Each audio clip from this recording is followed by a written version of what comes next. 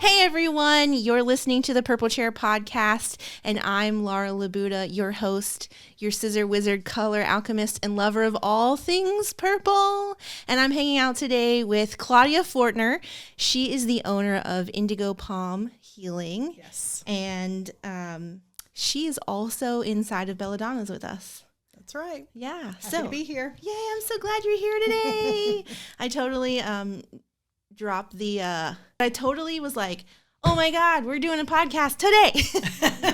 I forgot to remind her yesterday. So Yes. we are all here in Belladonnas together. Tell me what it is that you do and what So you do. I am a Reiki practitioner and also EFT, which is emotional freedom technique. Some people know it as tapping, so energy work. I also have started doing intuitive card readings. It's all about energy manipulation and divine connections. Amazing. Helping heal people. That's really, so cool. You know, the healing is about moving their life forward in a positive direction. That's how I look at all of the things that I do. It's about finding who they are at a soul level and clearing out and healing what needs to be healed into their heart center so that they can be authentically who they are and really work toward joy and love and happiness. I love that. I struggle to define the word healing in a sense of the things that I do here in the chair. Right. I call it hair healing because, you just leave with a little extra in your step, a little extra zing in your day. But I never really know how to define that. So that was a really beautiful way to define that. It's really amazing. Yeah. So how did you get involved in all of this? Oh, gosh, that's a long story. How much time do we have? I am a retired teacher. So the last 18 plus years, I was a Montessori teacher. And one of the things that I loved about being a Montessori teacher, besides the fact that Maria Montessori was a badass, I mean, she was a woman before her time. She was a scientist. She was a doctor before women. She had a child out of wedlock. I mean, she just did all these things, breaking barriers for women. And her education program was about spirituality and wonder and being a part of something greater. This whole, she would get kids out into nature. And so there was already that touch that even though I was in a public school system, we didn't teach spirituality, but we taught wonder and exploration. Mm-hmm. And then when my mom passed away in 2015, my sister and I really started sort of looking at spirituality, like what happens? I was like, interested in mediums because you don't ever want to lose your mother, that contact. But then it became more sort of we were reading books and listening to podcasts and YouTube videos and listening to sort of the gurus. Mm-hmm. And then I became a widow in 2021. So when my husband passed away, I'd already had a spiritual practice, but I ended up stumbling upon someone named Michael Sandler. And he was sort of this crazy guy on YouTube, say, woohoo, and scream out stuff, and I'd flip past it. And finally, I started watching it, and I found out about this technique called AWE, Automatic Writing Experience. And so I thought, you know what, I'm going to try this. I bought the electronic book. I read just enough of it to get started, and it took off from there. And, I really just took myself off the hook. I just said, you know what, if this is journaling because of grief and I just need to get these thoughts on paper or I am making a divine connection, it doesn't matter to me. I'm just going to try it. I already, when he passed away, he had a journal his sister had given him, and I picked it up from the bedside table, and every night before I went to bed, I'm like, I have things to be grateful for, and I would just write everything that I could think of to be grateful for. So I took that journal and started using it for my automatic writing, and very quickly, I started seeing synchronicities and crazy things that I'm like, okay, something's happening here in my life, and that was in June, and then of 21, and in July, Reiki came up. And I was like, what is this? Let me look it up. So I Googled it. I found Carolina Reiki Institute, and I went to see Margaret, who a wonderful Reiki master and teacher. And I went to her just to try some sessions before I signed up for any classes. And so I got there, and she looked at me and she said, because, you want to know your client's goals. What is their expectation? She said, "Why are you here?" And I looked at her and I said, "I don't know. I'm on a spiritual quest." And so she must have just thought that I was crazy. I mean, no. That we don't judge. I mean, people looking back on it now, she's no, not crazy at all. No. I mean, you don't judge. People come in for all sorts of reasons, but I laughed thinking back on, like, why are you here? I don't even know. And then I tried to stumble and say something about automatic writing, which again just sounds like woohoo, you know? Yeah. But I had the sessions that I signed up for, and then I got started with her.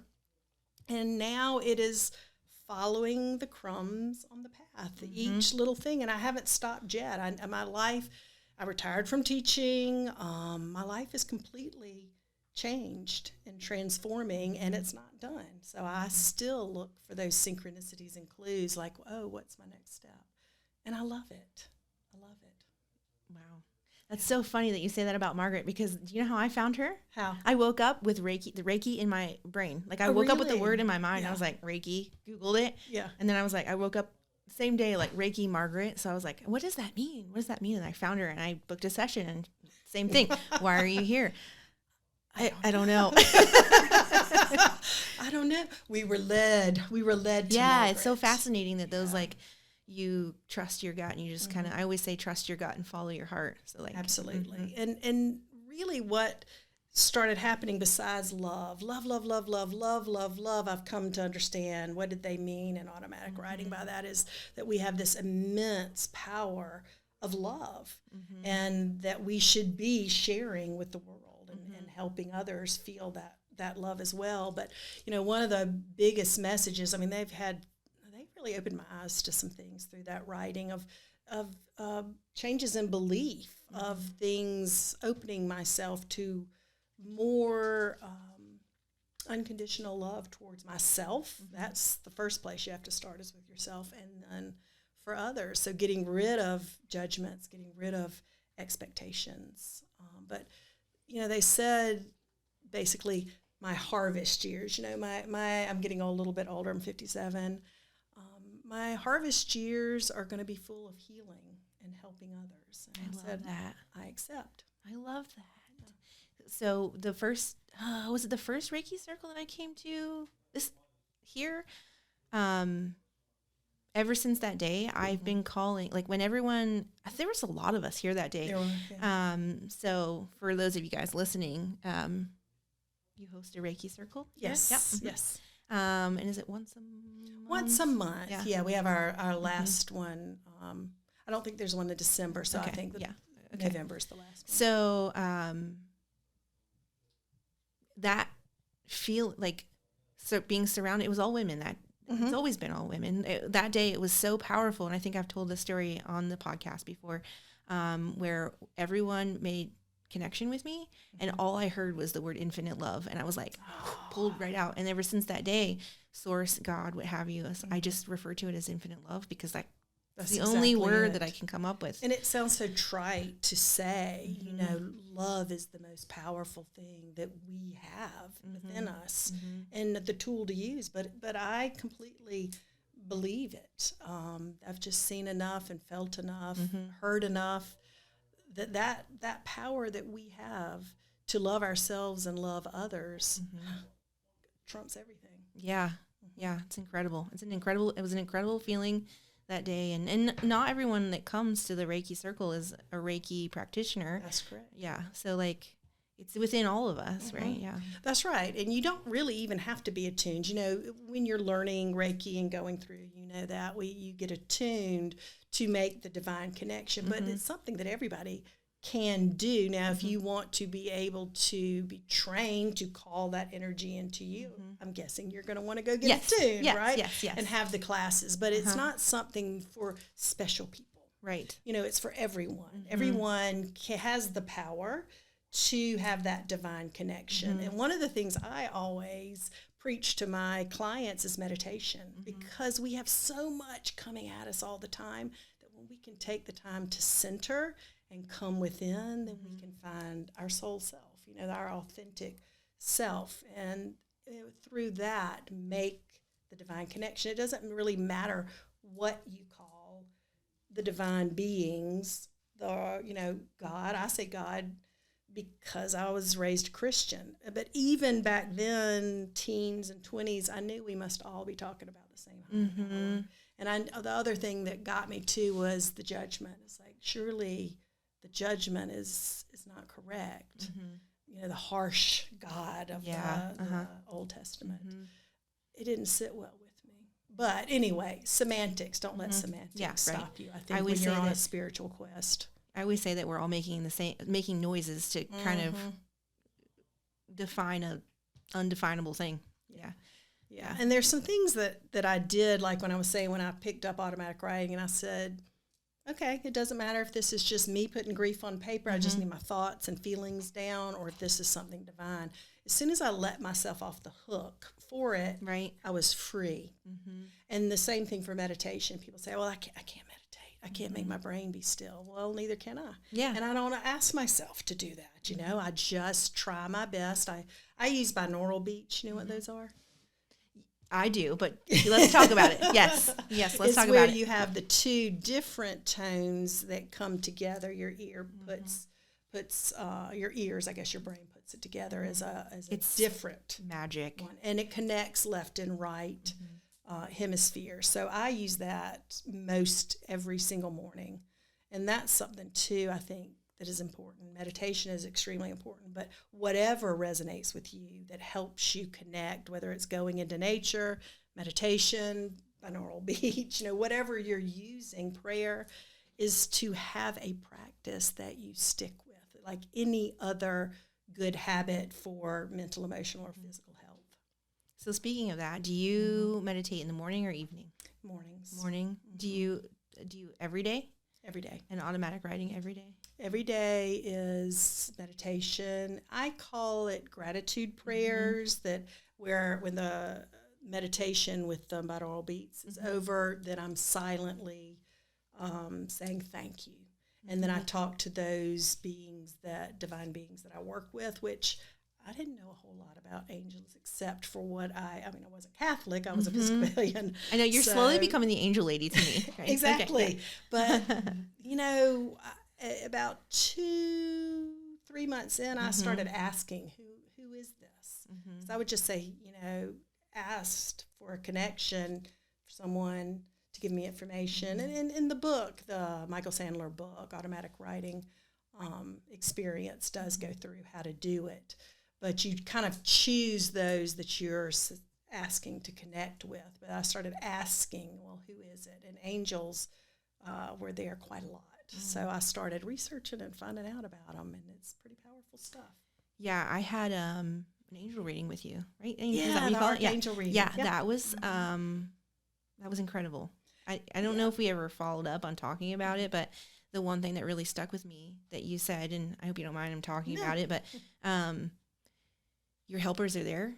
All you have to do is ask. And as soon as I did that, everything just started to fall into place. And it went like a deck of cards. It all just went amazing. Yeah. And that's one of the things, with Reiki, one thing that I really love, and EFT as well, the tapping, is that also experience that is incredible. Yes. That you let go of expectation. Like I'm the conduit.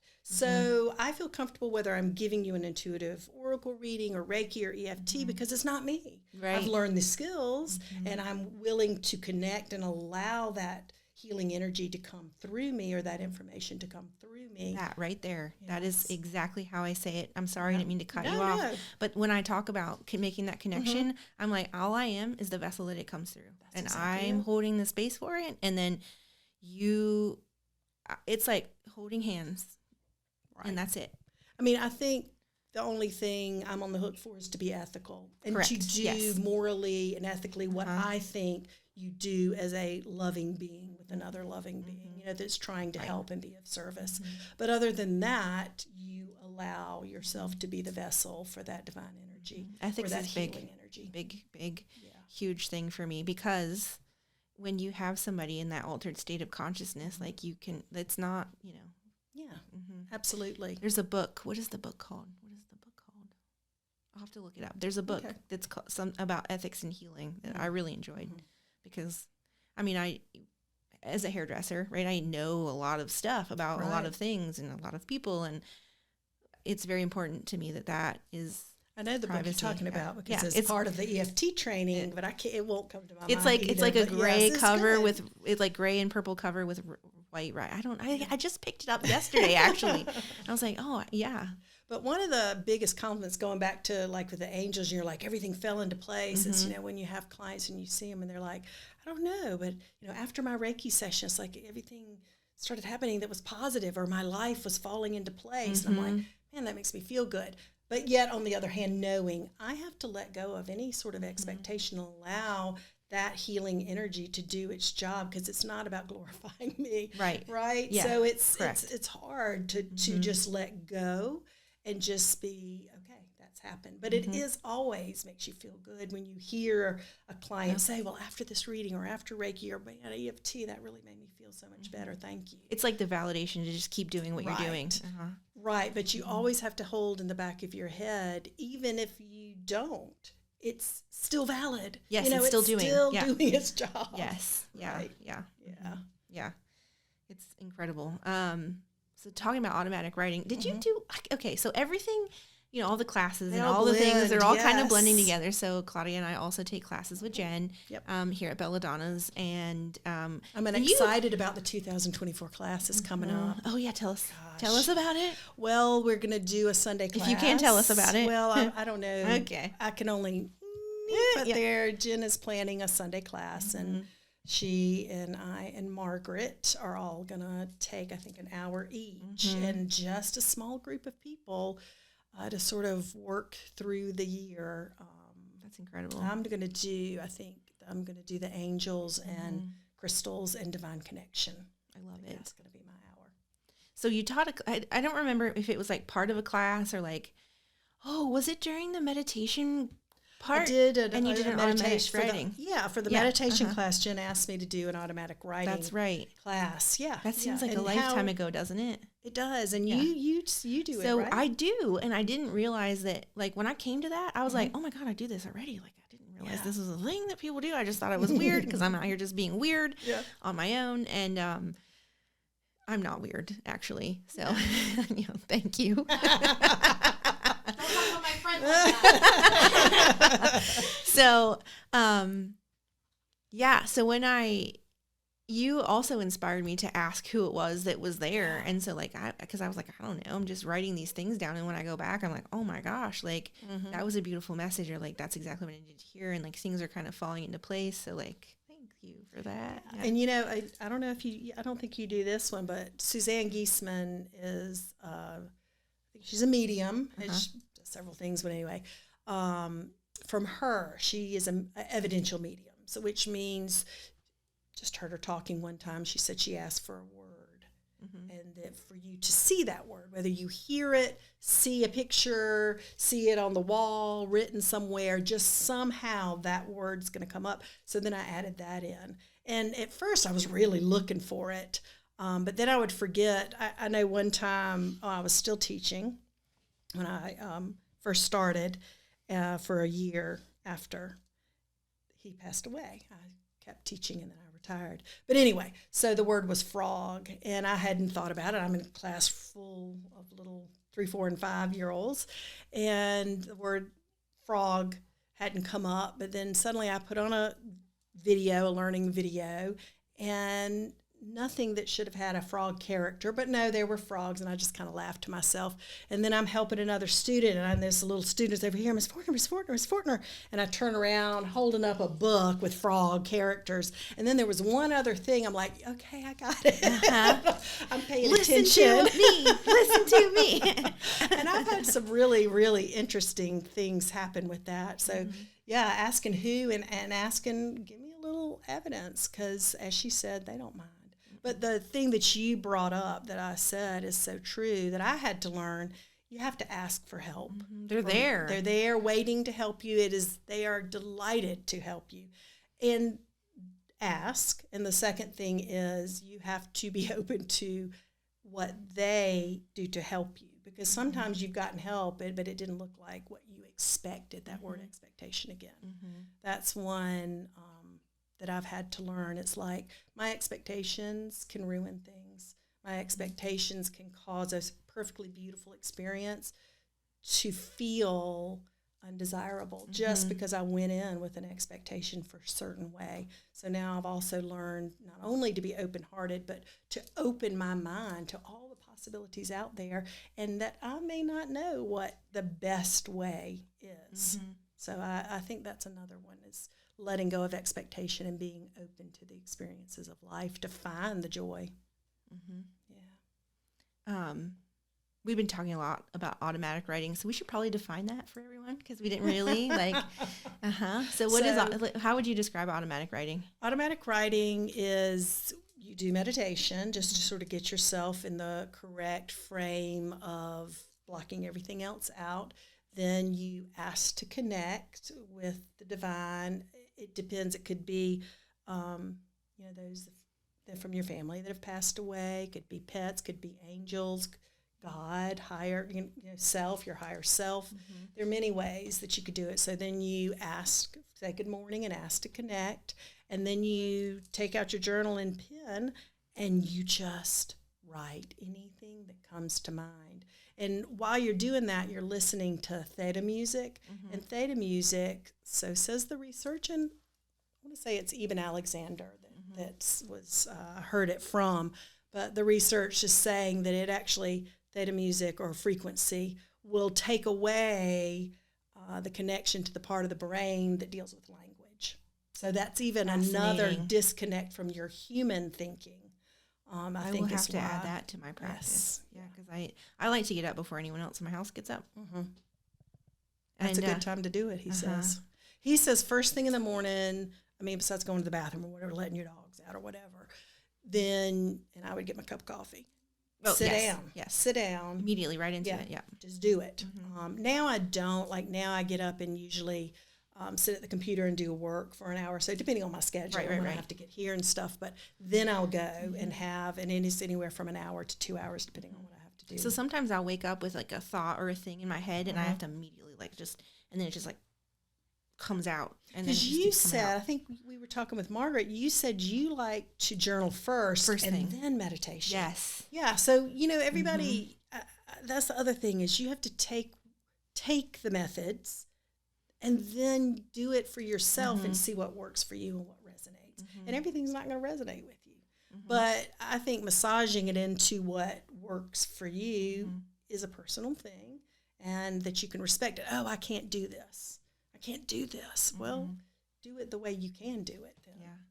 That's beautiful. Again, being open to allowing. That's awesome. We shut ourselves off in a lot of ways with limiting beliefs. So we talked a lot about angels too, and I want to tell you an angel story that I have. Yes. I don't know if I've ever told you this. I don't really.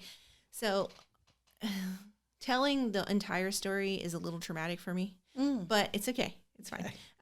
So I'm not going to tell the whole part, but yes, maybe I should book a session with you after this. I, several years ago, brought home, this is going to sound really dramatic when I say this out loud. My heart rate is going up. I brought home a homeless person to stay at our house, and it was not the smartest idea that I've ever had. And can I ask you what prompted you to do it? Yeah. Well, I met her on a camping trip in the mountains in North Carolina. Look, I'm even sitting like I'm beautiful. I know, but I figured, if she was going to do something weird or hurt me, it would have been on the side of the mountain in North Carolina and whatever. So she was breaking up with her boyfriend, and she was taking the bus back to North Carolina, to which I found out later that she was just homeless. Like, she just was going to, anywho, she took the bus. I picked her up at the bus station, and I was just trying to be a friend. She's going through a hard time, and I wanted to do her hair. But this was back. Ashley had his first haircut the next day, and it was a whole debacle. Like, many of So you weren't married to Ashley? Then? We've been together for 10 years. So together. Okay. So I think we were married. I don't know.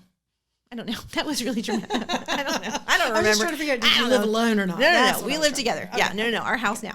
So, he was so kind. He had like dinner made and like, it was great. And, when we got there, I knew immediately, like, she was not okay. Like, as we were driving to the house, like, she was something was wrong with her. And I was like, now she's in my care. Like, I have to, something, right? Yeah. So I let her stay at the house. She never ate food. I wound up sleeping on the porch. Like, it's when I told you this is a traumatic story. Yes, very traumatic. Every one of my customers around this time, they have all heard this story because I can't stop talking about it. And I haven't talked about it in a long time. So anyway, he gets up the next day. We did not sleep that night because we were both like freaked out. Mm-hmm. And he's like, I gotta go. I gotta go. And my plan was to take her to the shop. This is back when I was in the tattoo shop. To take her to the shop to get to her hair and then put her on the bus and off she goes. Yeah. Well, we were getting ready to leave the house. And she's like, no. Let me go to the bathroom. And I'm like, okay. How long could this possibly take? Well, she was in there and Ashley was like, forget it. Like, I'm leaving the house, right? Mm-hmm. I got to cut the hair. It's my first haircut and whatever. So he leaves and I'm at the house alone with her now. And she's in the bathroom for 45 minutes. And I don't know because I never went in the bathroom. After that, I had to have somebody else go in there and there was nothing in there. But I think she was doing drugs in my bathroom at my house. Okay. And I get her. She finally comes down the hallway and she looks like a crazy person. And I put her in the car. She did not want to leave. So I picked her up, put her in the car.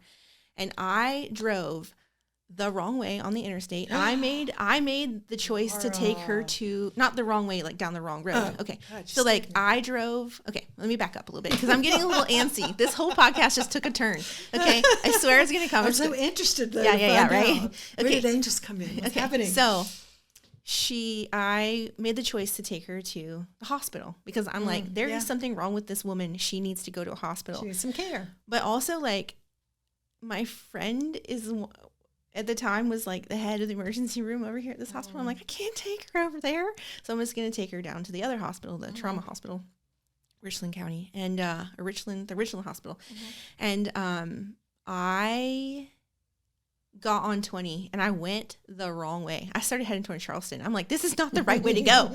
So I was like, forget it. I got off the interstate. I was like shaking. Panic mode. Yeah. I'm like right now, I'm reliving it. Yeah. Right. So I get off and I'm going through Casey and I'm driving 90 miles an hour. Like somebody pull me over. I passed a cop in the Bilo parking lot. Nobody stopped me. Right. Like, help me. Yeah. The speed limit is 35 and I'm driving like 90. So I get on Elmwood.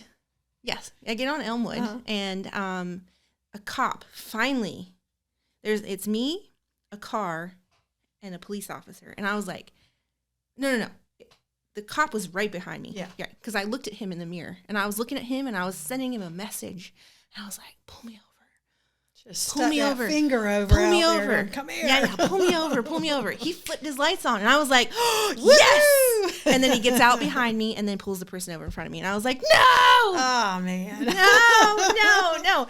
And so in that moment, I was like, this woman is passing out. I'm like, I keep checking on her aggressively to see if she's still like with me. And I was in a moment of panic and terror and like not knowing, trying to do the right thing and whatever.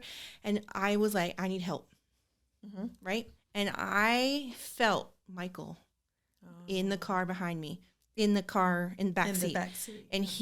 And the reason I feel like I know it's Michael, I mean, I don't actually, this golden wing came around the car, like around in between the seat and just encased me. And I was like, I felt it. I felt that I was going to be okay. And I felt that everything was going to be okay.